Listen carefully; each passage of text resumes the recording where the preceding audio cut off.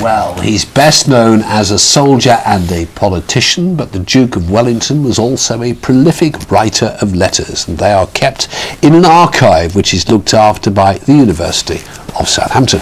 Yes, and experts there are working to restore documents that have been badly damaged in time for the anniversary of Wellington's greatest victory at the Battle of Waterloo. Richard Jones has the story.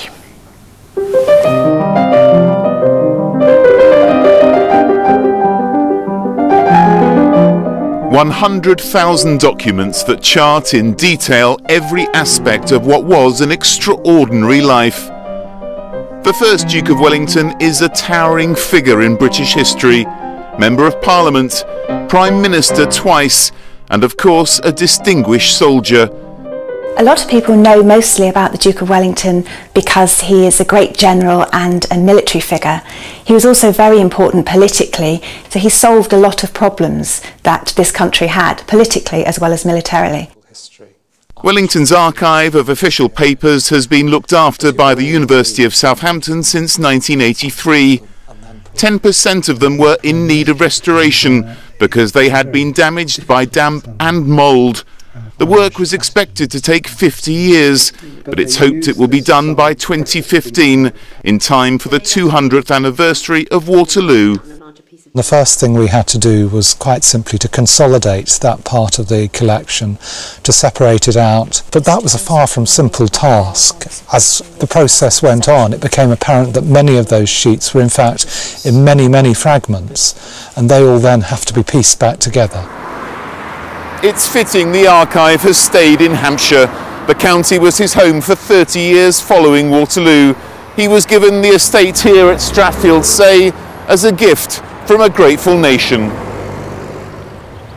It's now home to the 8th Duke of Wellington and to his son Lord Douro, who will succeed him. It was originally intended that this house would be demolished and a palace would be built to rival and to emulate Blenheim Palace.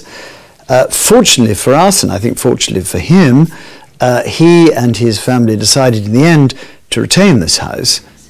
Stratfield Say is also where yet more papers are kept. It's still home to the Duke's personal archive. He was a prolific writer. He wrote every day for hours a day. I've read many of his dispatches, all during the Peninsular War, all the time of his political career. They're wonderful to read. Actually, it's much easier to read them when they've been properly catalogued by a professional like the people at Southampton, because his handwriting wasn't that good when he was a younger man. It became increasingly bad over the years.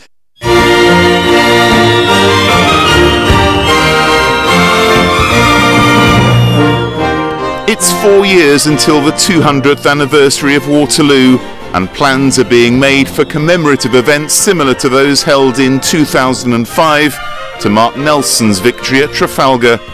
Campaigners say that despite the pubs and roads named after him and the station that commemorates his most famous battle, Wellington's achievements are being forgotten.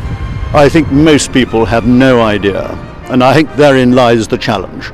To make people who go into the Wellington pub or the Waterloo pub to understand a little bit more about the sign outside the pub. This was an important moment in European history. People did not realise it at the time, but it had far-reaching changes politically, culturally and socially. Nelson was a romantic, glamorous figure who craved the limelight. Wellington wasn't. But his supporters say he was just as important and merits a national celebration of his triumph at Waterloo. Richard Jones for Meridian Tonight.